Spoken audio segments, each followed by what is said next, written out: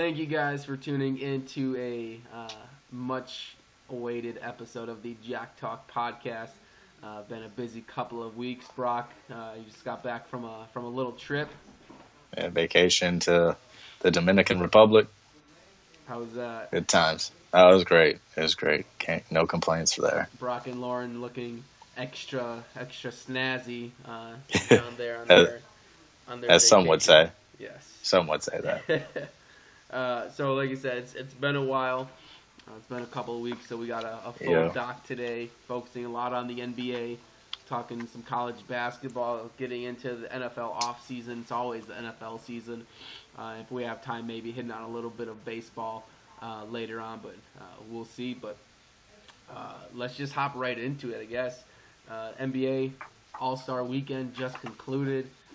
Favorite part of All-Star Weekend, if you got to catch any of it, Brock? I really didn't get to catch a lot of it. I saw Anthony Davis drop 52 points, which is amazing. I mean, seeing anybody drop that many points. Yeah. I mean, there's no defense being played, but still 52 points is 52 points. He scored, 20 and a quarter, which is a record. I think 40 of his 52 points were lobs from other players. Definitely the West was trying to get the hometown guy the MVP. Yeah, it was like a competition between him and Westbrook. You could kind of see it coming down in the fourth quarter. But, yeah, I mean, seeing Anthony Davis win the MVP in front of his hometown, he's a hometown player, I should say. Right. And it was pretty cool to see. I didn't get to see much of the slam dunk. No, I honestly don't know who won the 3-point contest. Glenn Robinson the third slam dunk contest was pretty forgettable. Could have been better. It was. You could say like they had the Nate Robinson disease where they just kept on missing dunks. A lot more like gimmicks or impressive feats, as in like jumping over multiple people or the lobs. Whereas last year you saw a lot of actually creative dunks. This year, just a lot of missed dunks and a lot of gimmicks where the dunks themselves weren't as impressive as the lead up to the dunk, if that makes any sense. But yeah, I saw the one with DeAndre Jordan having DJ Khaled hold it. I mean, that was all. He jumped over a desk. I mean, Aaron Gordon had a drone. Creative. Yeah. Was it a great dunk? No, absolutely not. But definitely creative. But the 3-point contest I thought was pretty good. Kyrie and Eric Gordon going into overtime, basically. Oh yes, I did see that. To settle that, but obviously Giannis breaking out so far the first half of the season. I think he might have been the MVP if the East could have played just a little bit of defense in the fourth quarter and pulled it off. Yeah. The commentator said it that night, I don't know how many times, that Giannis is not only making a name for himself, but he's putting Milwaukee back on the map in terms of basketball. I mean, he has been a one-man wrecking crew, and he proved why. I mean, with freakish athleticism, I think he had like the one block in the entire game. So it was nice to see Giannis representing Milwaukee in the All-Star weekend. But I don't know if you've seen the video. Did you see the video of the one big trade that's happened so far? Of this could have been when DeMarcus Cousins found out that he was traded to New Orleans. Oh yes, I think we retweeted that, and I saw it, and he's like, "It's whatever. I love New Orleans." Exactly.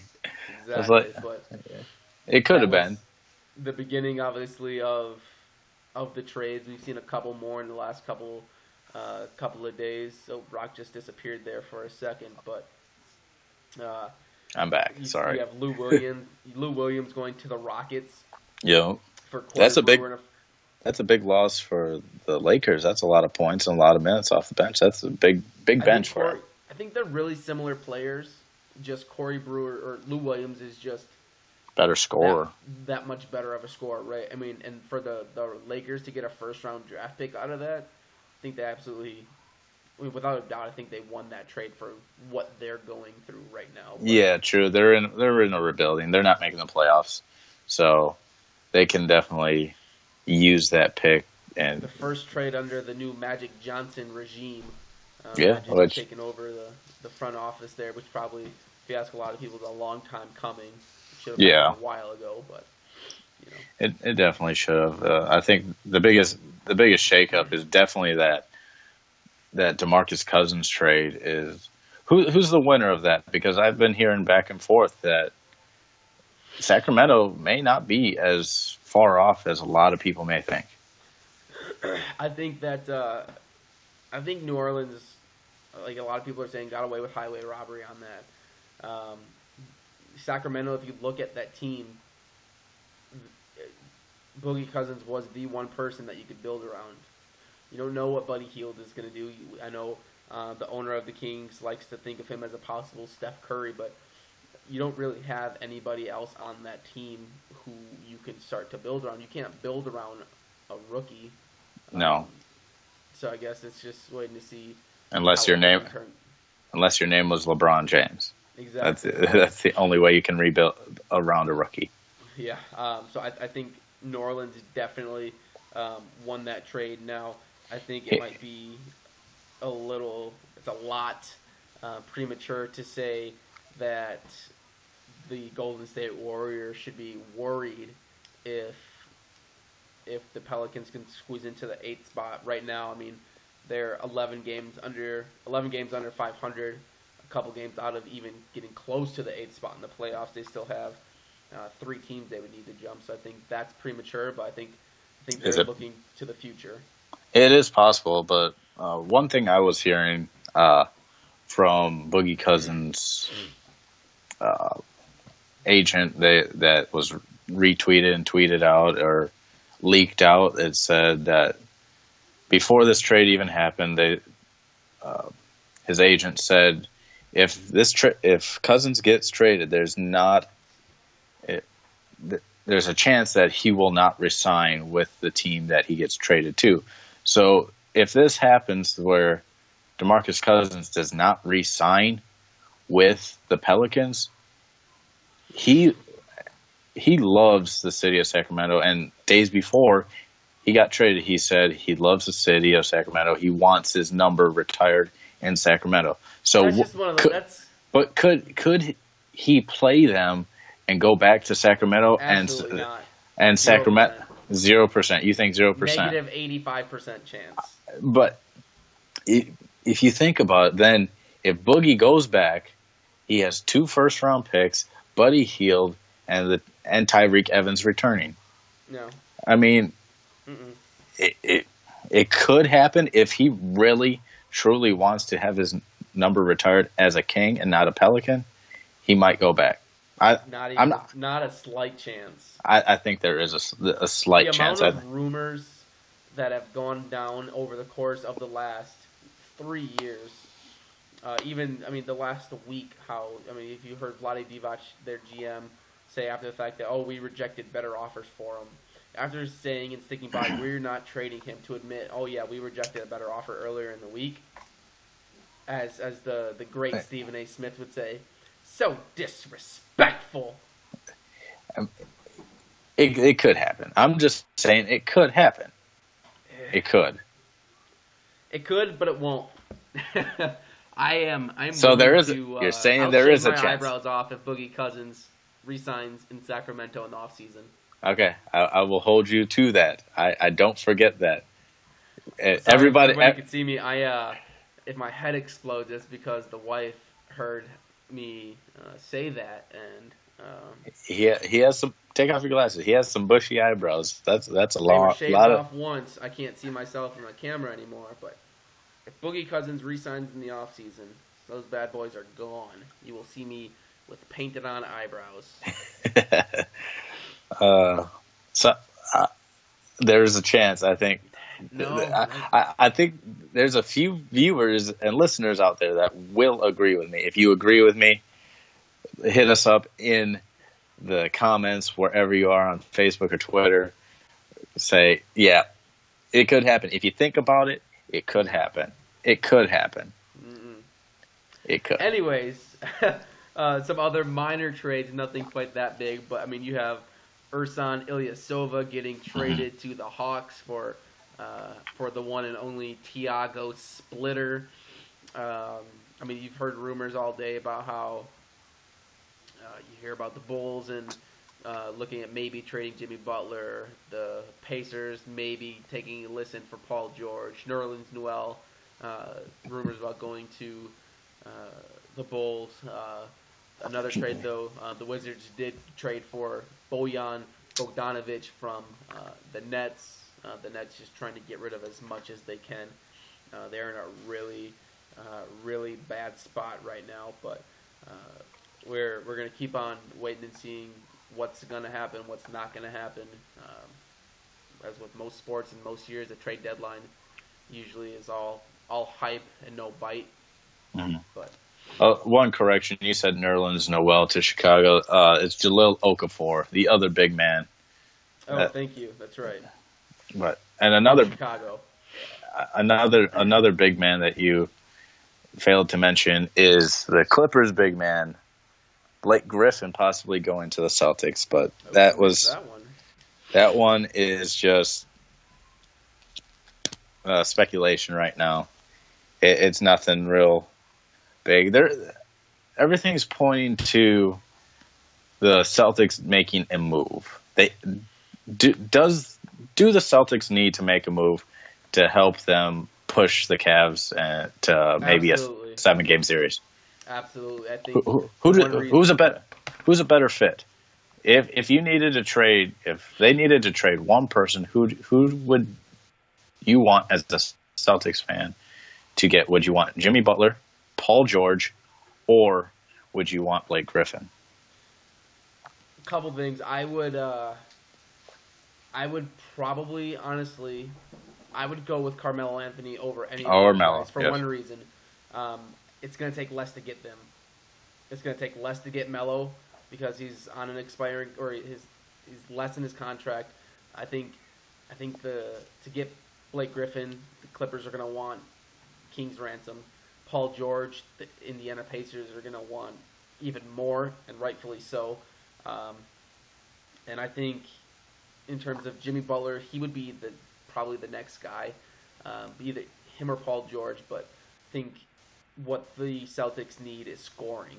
They already have a great defensive team, so they can afford to trade for a guy like Melo, who's gonna, not offer much on the defensive side of the ball, but someone who can light it up on any given night. So I would say. But you look at. For me, depending on between what they would have to give up, not nearly as much as the other three guys, and what they need, which in my opinion is definitely more of the offensive side of the ball, I would go Melo. Yeah. Honestly, if I was the Celtics, I'd be content with my team right now. I won't want to give up anybody real big because, no matter who you try to get, it's going to take Jay Crowder out of the mix. I feel like every team that wants a trade to go there or wants something in return for one of those players wants Jay Crowder. But are you willing to give up Jay Crowder with how Jaylen Brown has been so far? No, I would not give up Jay Crowder for a second.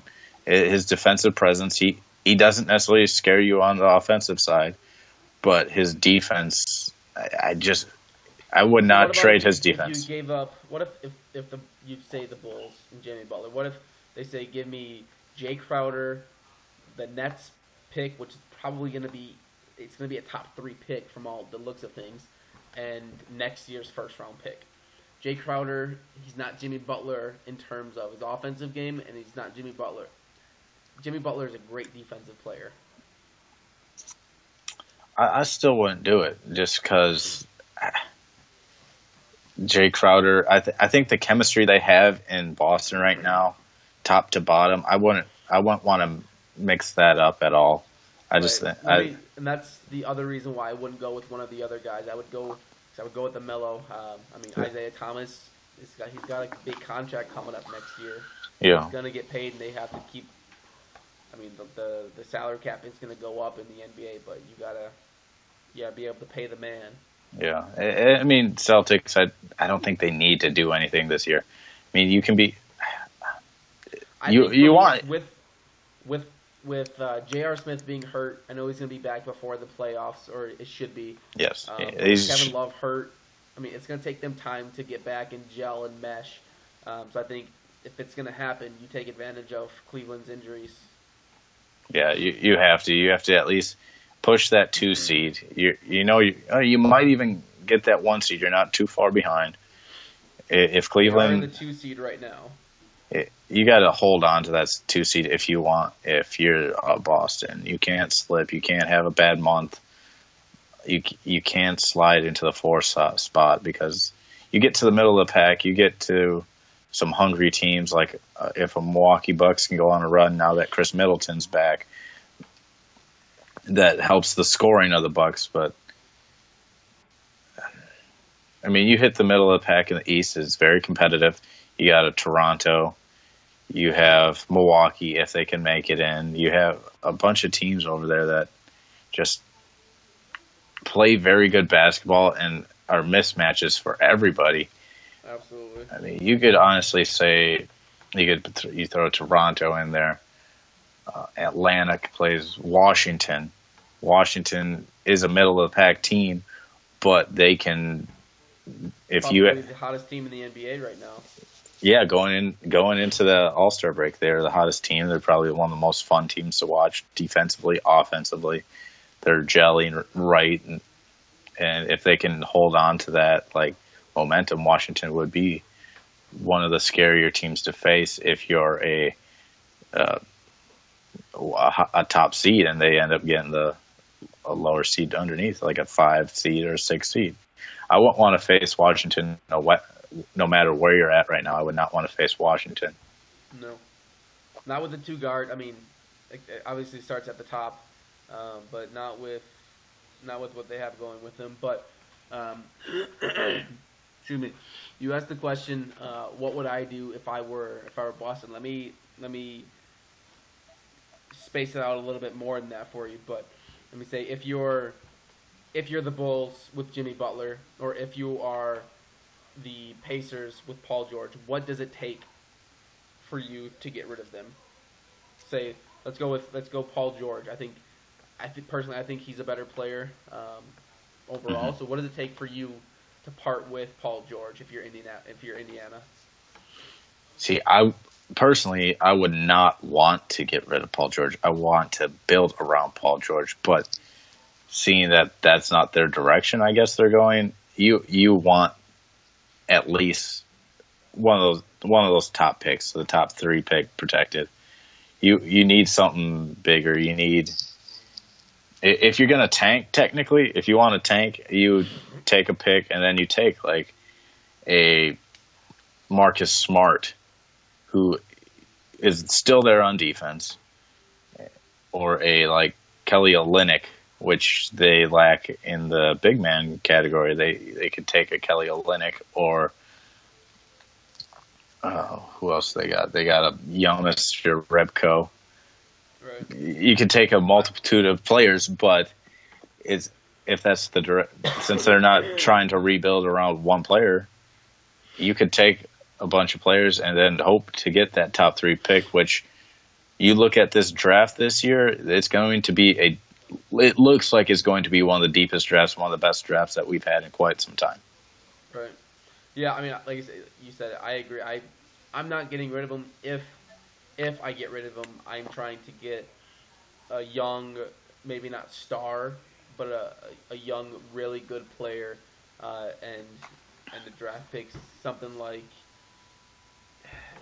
you said, it's hard to say, but a young, good player and a first-round draft pick. I mean, they have Miles Turner, but that's really about it. So I think the Pacers would be naive, to say the least, to even entertain a draft discussion or a trade discussion about Paul George. But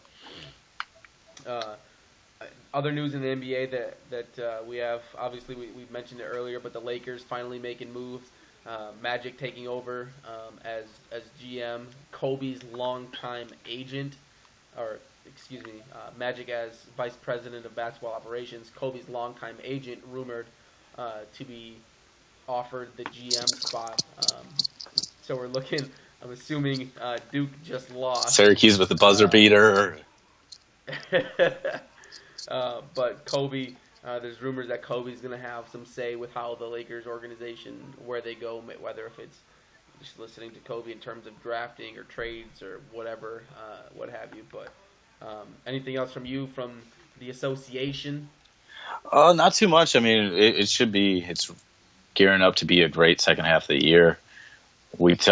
Our MVPs looking like at least top 3, top 4 guys. Yeah, and you had Westbrook. You had Russ, and I had LeBron. Which LeBron should still be in the conversation, no matter who you are. He might not be. Right now, it's probably what you think, a 3-guy race right now. Yeah, you got to put Russ and Harden up there right now. Absolutely. And then, I mean, that's 1A and 1B. Either way you put it. Yeah.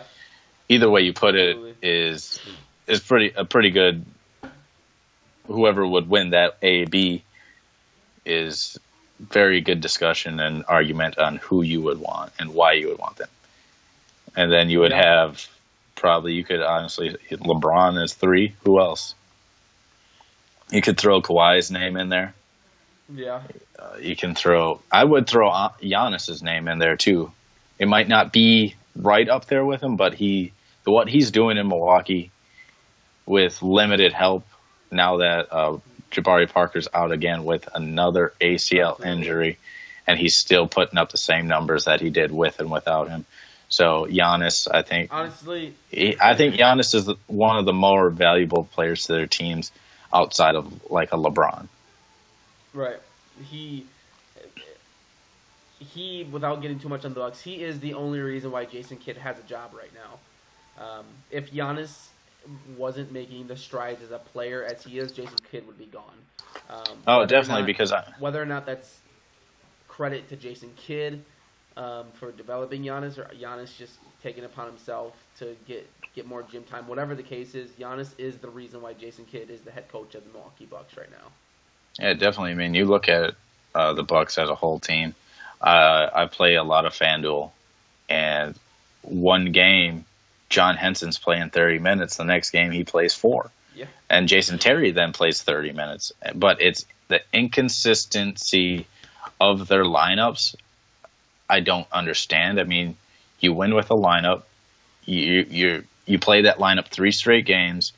Then you abandon it the next 3 games. Absolutely. I feel like anytime we've talked about the Bucks on the show, that's been my biggest thing with Jason Kidd is just inconsistency. I mean, I understand it now a little bit in the last week or 2 with Jabari Parker's knee injury, just kind of figuring out what works, what doesn't. But it's been that way all year. But in terms of our preseason predictions, I know both of us we both picked Joel Embiid, looking pretty good for Rookie of the Year. As long as he can stay healthy. Absolutely. In terms of our predictions and for playoffs, looking pretty good for the most part. I know I actually had the Wizards missing the playoffs and having the Knicks squeaking in, not looking too hot. But I'm not very good on the other side. Yeah. Who did you have making the finals, Brock? Trailblazers. Trailblazers. Yeah. Who did you have? I had the Cavs and the Clippers. And what did I say about the Clippers that I did not like, and you disagreed with me wholeheartedly? I said I don't remember. The Clippers were going to get hurt. Blake Griffin would miss time. He missed time. Chris Paul would miss time. Hey, he missed time, and they're not playing. They're sitting at the 4 seed right now. But it doesn't. It still doesn't. Plenty of time help to them gel and mesh before the playoffs. Chris Paul's gonna be back soon. And Blake Griffin could be on his way out. I think they make a trade. Maybe not a big splash for Carmelo Anthony, but I think they make a trade.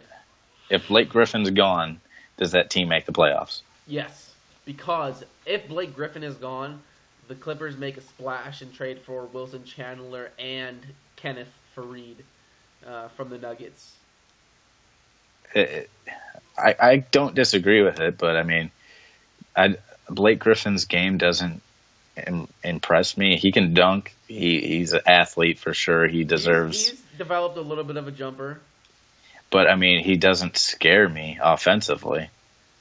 Not as much as I mean, it's hard to do this, and it's not fair to do this, but when you got to compare him to LeBron James, similar body size, similar whatever, but LeBron James is just a freak of an athlete. Before we get off of the whole, I mean, we're going to jump to the college basketball here real quick. I mean, this could transition into college basketball. Another name that has been headlines across the ESPN, NBA, Bleacher Report, ESPN, everywhere is the balls. Don't take that the wrong way. Lonzo Ball, LaMelo Ball, and LiAngelo Ball, and was it Ninja Turtle? And Daddy Ball. Of course. And my son is better than Steph Curry. Do you or do you not agree with him? Idiot. He's an idiot. Oh, okay, we both agree with that. Let me really rephrase that. I can't. He's not. I don't know that he actually believes that. I mean, as the father of a highly successful college basketball player, I don't know how it was brought up in conversation, in context, whether he was asked about it or if he just randomly brought it up. If he just randomly brought it up, he needs to stop doing interviews. If he was asked about it, I don't blame him one bit. Yeah, I think he's way out of line for saying that. It's a college player and versus an NBA player who is a two-time MVP. He's won an NBA championship, and you're going to compare him to compared to a pass-first point guard. Okay, it just doesn't make sense, and then I think it's unneeded. If I was his son, if I was Lonzo Ball, I would take that as like, come on, Dad, don't say this about me. I don't need added pressure or distraction to my game. I'm just trying to win a national championship, and you're just throwing dark clouds in my way because of the negative and the positive. The dad also throws the mindset to LaMelo balls, like in his head that, hey, you should pull up from half court and just probably because just pull up from half court. I think it's all about social media now. That's probably why he did it, and that's why he said what he said, and still thinks that Lonzo Ball will be better, and he's already telling his sons, you are only playing 1 year at UCLA and you're going to play in the NBA. Yeah. You can't.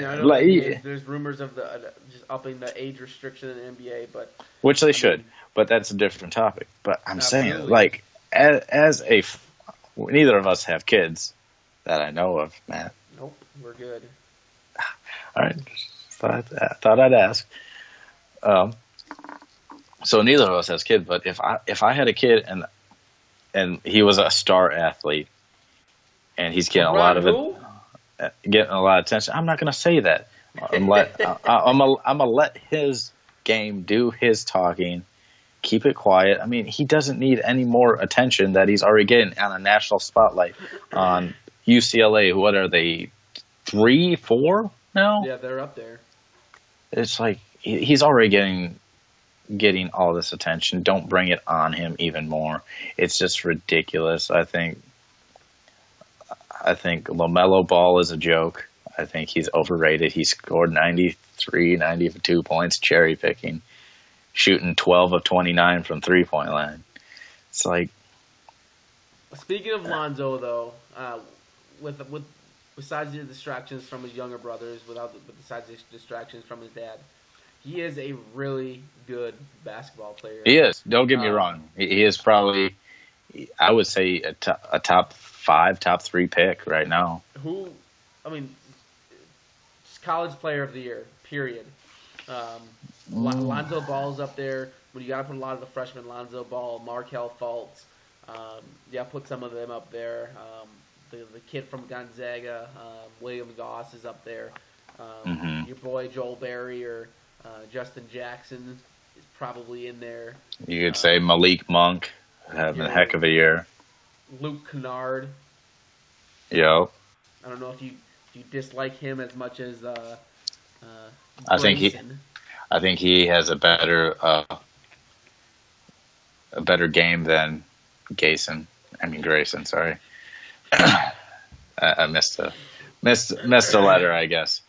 You could also say that. It's so hard to put one player in this because it's straight just the depth of the college basketball game goes so deep, and it's ridiculous. You have some of the highest scorers coming out of some of the mid-major teams or Central Michigan.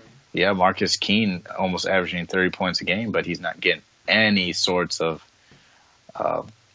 recognition because of his small team. You have it the exact opposite too. You have a guy like Ethan Happ, who is the heart and soul of the Badgers, but he's only averaging 14 points. But if you look at what the Badgers do, that's what they need. But he shows up in big games. For me, it might be the name, but I'm going with Frank the Tank down in Kansas. Yes, Frank Mason III. Best player on the best team in the country. If I had to go with one right now, like you said, it's tough, but yes, I definitely agree with you. He's very good. That team, Josh Jackson on that team is amazing. Yep. There's a bunch of players that you could pick. It's like I really like. I'm drawing a blank. Oregon. Dylan Brooks. I really like him as a player. I think he is a very good all-around basketball player. He has a big body. I think he plays the ball, plays the game how it's supposed to be played. A lot of fire to him. I think Oregon's another scary team come tournament time if you had to pick up a bracket buster. Yeah, definitely. I mentioned Ethan Happ. Mentioned how the Badgers have been playing so far. They are on a little bit of a cold streak there for a little bit, with losing 2 straight games to Northwestern and then to, I believe it was Purdue, but playing better now with a big win against Maryland the other day. Bronson Koenig getting healthy again. The Badgers are playing typical Badgers basketball. They're finding, I think, their guard of the future. His name, I'm drawing a blank right now on his name, but he started in absence of Bronson Koenig and struggled. But he's only a freshman, so we'll see how he goes forward. But the Badgers are doing Badgers things basically. Greg Gard's got them playing really good basketball. They're never going to be the sexy team to score 80 points a night and make ESPN headlines, but it's just one of those things where they got to stay consistent. But the one question I do have for you, I know this is it's a popular question.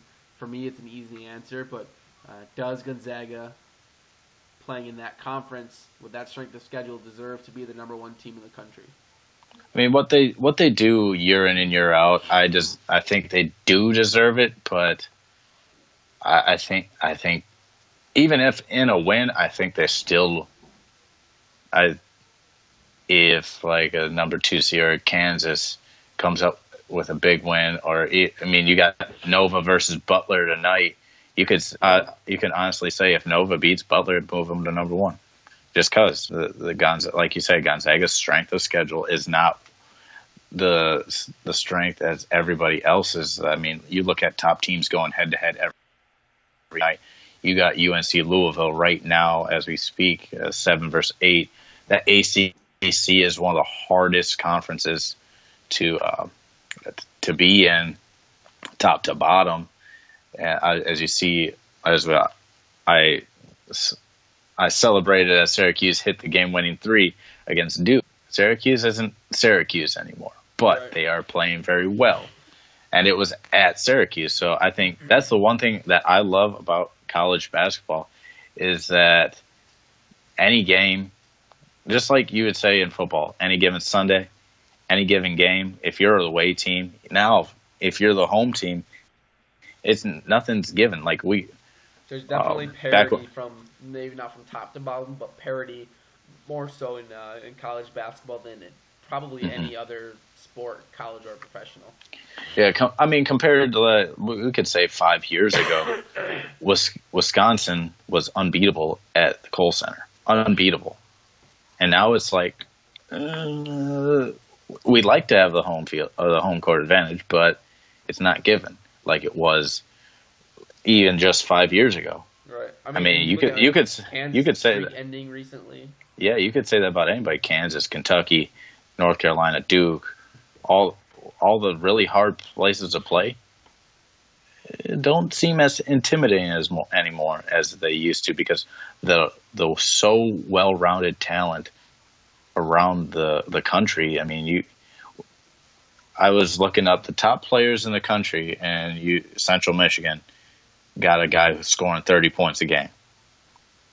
And you got a UNCW team has the highest field goal percentage shooter in the country. It's shooting 78%, getting a double-double. Yeah, it's a smaller school, but I mean, what's the one thing they say? Numbers don't lie. You got a guy from Seton Hall. Okay, it's Seton Hall, but he's grabbing 13-plus rebounds a game. That's more than Caleb Swanigan from Purdue, which is a bigger school and playing better competition. So, I mean,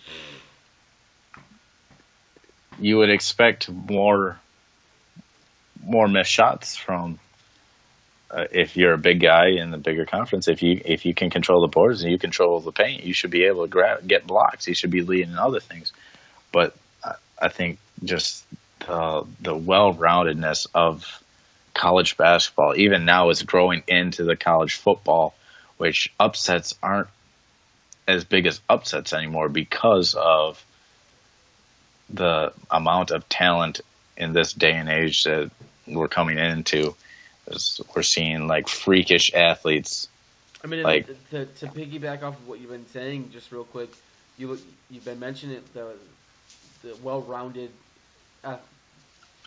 college basketball. I mean, you have guys every single season transferring from Grand Canyon University to Arizona, or guys transferring from small colleges to these D1 schools and making big impacts. I mean, that's just showing, or vice versa, the amount of talent. Right, the amount of talent that is going from one school to the other.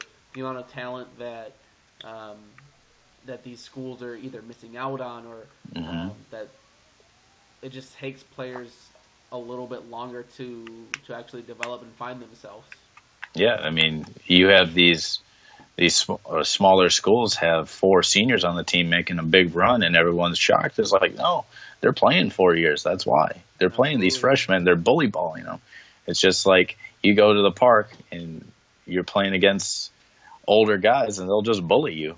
Like, you don't need to outrun me to do this. I went to the park last week playing against some third graders, knocking them down. Yeah, you got to. You got to give them a little 63 and 18. Yeah, you give them a little shoulder check, be like, man up a little bit. Come on. That's right. Yeah. My size 11 and a half all in their face. Tell them get some of that. Yeah, get some. You got to get some. Everybody's got to get some. That's right. They don't know how we do up here in the WC. Yeah, I mean, it's fun to watch. March is right around the corner. We got playoff basketball starting. That's right. Or college playoffs. I mean, conference playoffs. I'm sorry, because that's coming up next weekend, I believe, already. So we're hitting March Madness. We're hitting NFL Combine, all coming up. NFL Draft, right. Mr. Matt's favorite time of the year. We have a insider this year. Don't forget that. We do have an insider at Lucas Oil Stadium, in Jordan Polk, a regular on the show, a regular listener. He'll be in there firsthand at the Combine, seeing all the top talent around the country, the Dalvin Cook, Who else we got? We coming out this year? I mean, you got Dalvin Cook. Obviously you got the quarterbacks, Deshaun Kaiser, Deshaun Watson, Trubisky. You got some freaks from Alabama again, the Jonathan Allens and the Tim Williams, Adrian Hubbards. I mean, you got the T.J. Watts of the world. Jabril Peppers. I mean, you have Donnell Pumphrey. Donnell Pumphrey, the mighty midget. You got John Ross from the University of Washington, who a lot of people think has the best chance to break Chris Johnson's 40 time this year. I mean, just real quick. I mean, I was gonna wait till later, but a couple of guys. I know I mentioned it before, but a couple of guys as a Packers fan, a couple of guys who I've been watching film tape on, who I think would fit extremely well in the Packers system and just great picks for anywhere from early to mid to late rounds. But you got Chidobe Awuzie, cornerback, Colorado. I know I mentioned the name before. He's a physical cornerback, about 6 foot, 200 pounds. Not afraid to come up and tackle a running back. Doesn't run away from the plays. Cornerback out of Colorado. You got Rasul Douglas, corner could possibly play some safety in the NFL. Is a big corner, about 6'2", 6'3". Hits like a tank, good in coverage. And then you got this guy here. He's probably going to end up going undrafted, but I think take a flyer on him in the 7th round. Jimmy Gilbert's a defensive end out of Colorado. Put up big numbers. He just needs to get a little bit stronger, put on a little bit more weight, and to be a perfect pass rushing specialist in the NFL, I think. So Jimmy Gilbert also out of Colorado. So watch out for those 3 guys. I'm going to post some links to some of their film, and you'll have to take a look for yourself. Definitely. Always good watching college film and studying potential players. If everything falls in the right spot, I've seen on different websites of mock drafts. I've seen us taking T.J. Watt, Green Bay Packers taking T.J. Watt round 1. I've seen them taking Jabril Peppers round 1. Who do you think they take round 1, and what need will they fill the most? Will they help the O-line, D-line, linebackers, cornerbacks, the plethora of that, secondary. What we need, secondary? You think that? So who you think they're going to pick? I don't think they should go. If they go secondary in the first round, I don't think they should. I think the top guys who deserve to go in the first round will be gone by then. I mean, you're looking at like a Marshawn Lattimore out of Ohio State. Looking at safeties like Malik Hooker and Jamal Adams. Jabril Peppers, I don't want the Packers to pick. I think he will be a decent player, but it just scares me that he doesn't have an actual position. Is he going to play safety? Is he going to play linebacker? Is he going to be a nickel guy only?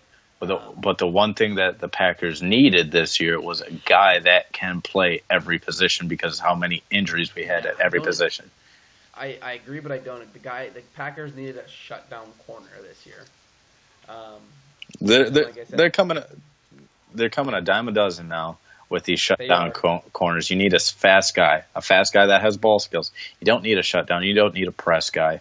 Pressing's out of the question anymore, really, because all the defensive holdings, pass interference. You need a guy that can make up speed, make up ground, get these cuts that like Odell is going to cut on you, or even you could throw Devontae Adams has some of the nicest breaks right out of the cut. What I think the Packers should do, and what I would like to see them do, is in the first round, if everything's going as what people are thinking, if someone just doesn't fall. Obviously, I mean, if Dalvin Cook falls to the Packers at 28, take Dalvin Cook at 28. You're not going to find a better value pick than Dalvin Cook there. Or if, Solomon Thomas, defensive end from Stanford, falls that far, which a lot of people are projecting him actually going inside the top 5 now.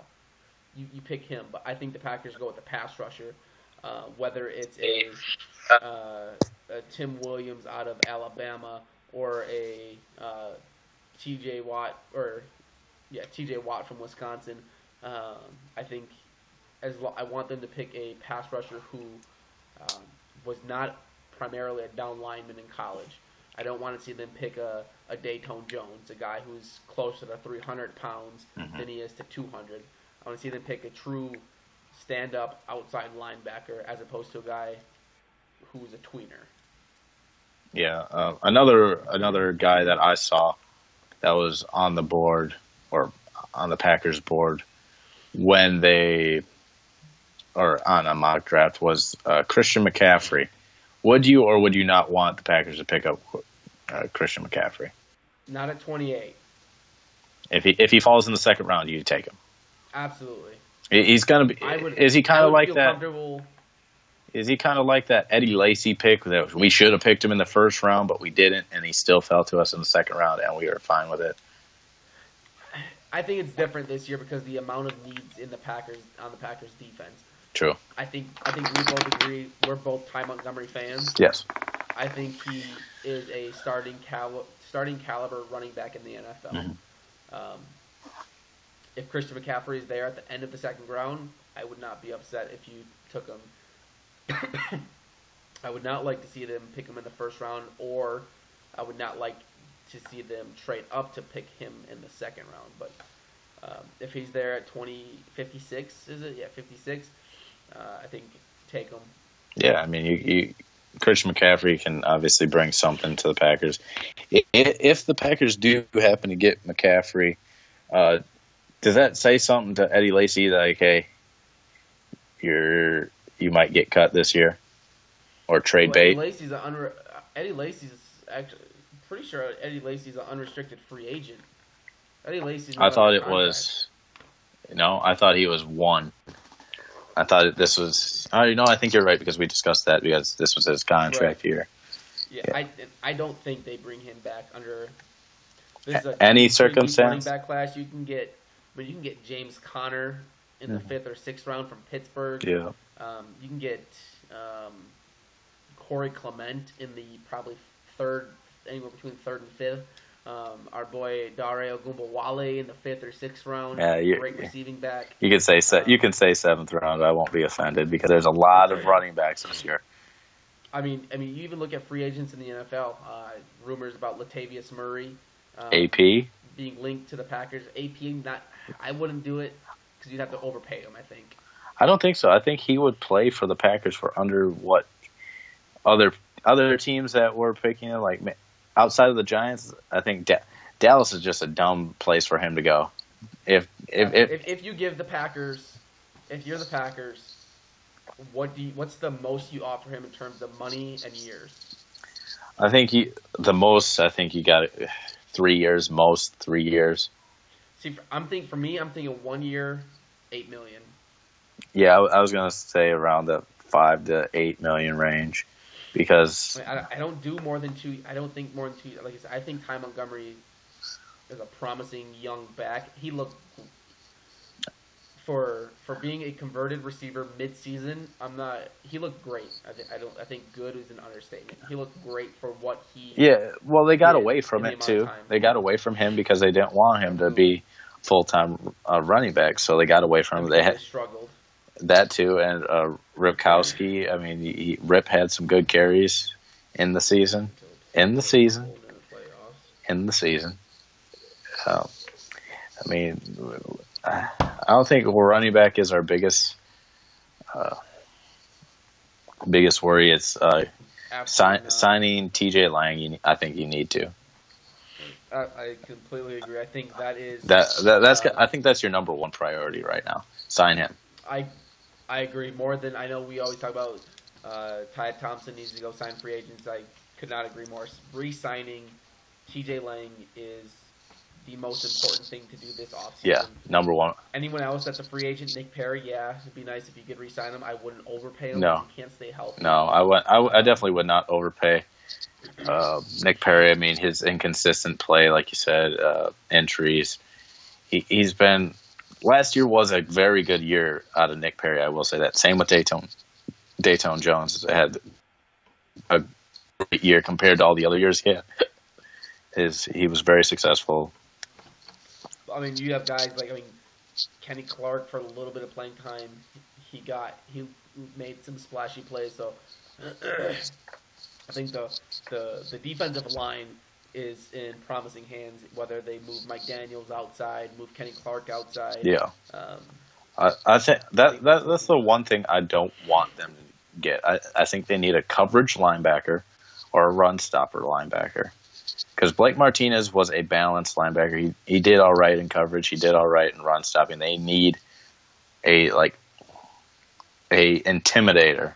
They need that big linebacker in the middle that says, no, nothing's coming through this middle, and you're not running up here. So I think we need a guy like that in the middle as a middle linebacker. I think it's also, I mean, you look at our defense; it's very young. You had Blake Martinez, Jake Ryan. And then you had those young corners playing like sophomores. We can hope that was just a sophomore slump because they played great their first year. They really did. I agree, but that is my number one position in need of upgrade. Oh, definitely. You have to address the cornerback, whether through the draft or. I know Darrelle Revis got in trouble with the law. Whether it's a Darrelle Revis, trade for a Joe Hayden, whatever it is, you have to get a number one corner. Yeah, you need the shutdown guy. You need that guy that's gonna be the leader of that secondary behind Ha doing a great job back there. But I mean, you need a corner. Safeties only can Burnett, Georgia Tech. You only can do so much at a safety because we saw time and time again last year that there was miscommunication in the secondary or something. Yeah. Somebody missed assignment. Somebody forgot the play or didn't hear the play. Something's going on in that secondary that needs to be fixed, I think we'll be fine. We do need another corner that can play the ball, have ball skills, and just we don't really need to come up and help the run because our run defense last year was pretty good. You look at it for most of the year, you had a pretty good run defense, like we said, because our defensive line was playing out of their mind this year or last year, and our linebackers, I think next year is another year under their belt. Jake Ryan and Blake Martinez. We only can hope for better. And I think in the draft can really upgrade a couple of our really big needs, and could be that one or two missing pieces, even maybe if we make a splash in free agency. Absolutely. Splash in free agency, I think a guy who just got cut the other day makes sense.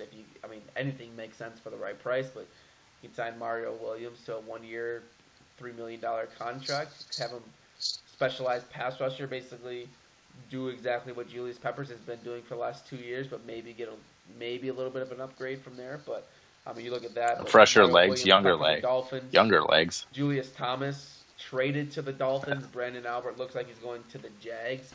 I know a lot of people had the Dolphins taking a tight end in the first round. Maybe that goes away now. Definitely goes away now. So a guy who is maybe a mid-first rounder maybe drops out of the first round now. So definitely, like you said, it's definitely my favorite time of the year. NFL offseason, there is no such thing as the NFL offseason anymore. You get a week. Yeah, after the Super Bowl, week after the Super Bowl, just, whatever. Maybe not paying attention as much during like a March Madness or something like that, but it is what it is. Yeah, it's a fun time of the year, definitely. Absolutely. Winding down here at the Jock Talk. What else we got for them right now? We got our What If Sports Game of the Week, and we got our Trivia Sesh. Yeah, that we do. Let's do the trivia real quick. So it's a quick one. Let's get it. It's a multiple choice real quick. We're going back to the Green Bay Packers. Trivia. Who did the Packers beat on December 9th, 2007 to clinch their first NFC North title since 2004? December 9th, 2007. Yeah, got to go back real old. We were youngins back then. Who did they beat on December 9th, 2007 to clinch their first NFC North title since 2004? I'll help you out. It's multiple choice. Okay. A, Minnesota Vikings. B, Chicago Bears. C, the Detroit Lions. Or D, the Oakland Raiders. Raiders. You're correct. It is the Oakland Raiders. The only reason I said Raiders is the NFL for a while there wasn't playing divisional games late in the season. That's a relatively new thing with finishing off the regular season with divisional games. So yeah. The Raiders was my choice because it seemed right. I wouldn't have guessed that if it wasn't multiple choice, but I believe that makes me 2 for 1 in trivia now. It is. I think so. You had last week's, right? I believe. Like 6 weeks ago, whenever our last show was. Yeah, last show. Sorry, we can't do last week anymore. We used to be able to do every week, but now conflicting schedules and all that good stuff. Schedules, yes, but we'll definitely be getting back to it.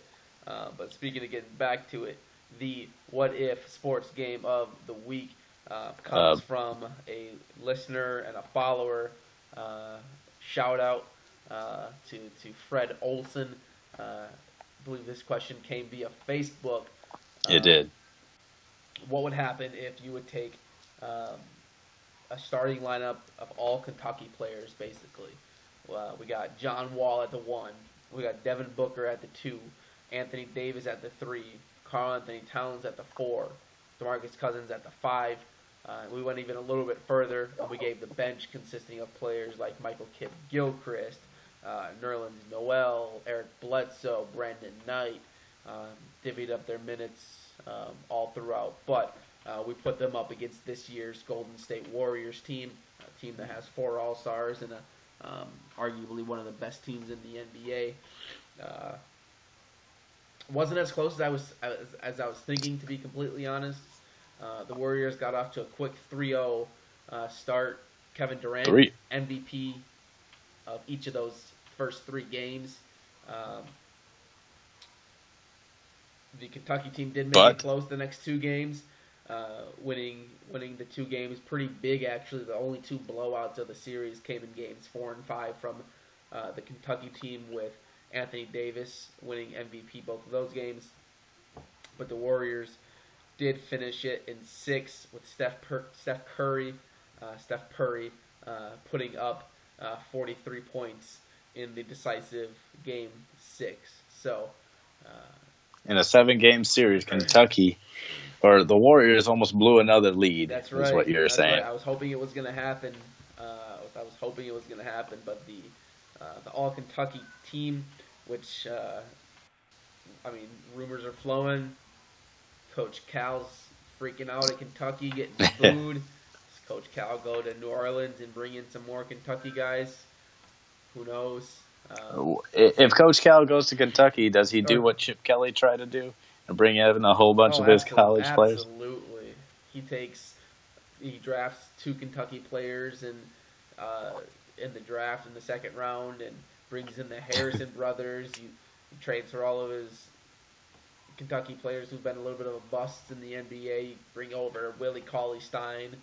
You put Willie Cauley-Stein at the 5, and DeMarcus Cousins at the 4, Davis at the 3. Booker at the 2, Wall at the 1. I don't think he could swing that trade even if he wanted to, but just the rumors are aflow, and it's that time of the year. Of course. Well, don't forget, what if DeMarcus Cousins goes back to the Kings this offseason? Matt will shave his eyebrows for the second time. For the second time in his lifetime. That's right. And do we make the wife do it? You know what? If DeMarcus Cousins goes back to Sacramento this offseason, Ashley will shave my eyebrows.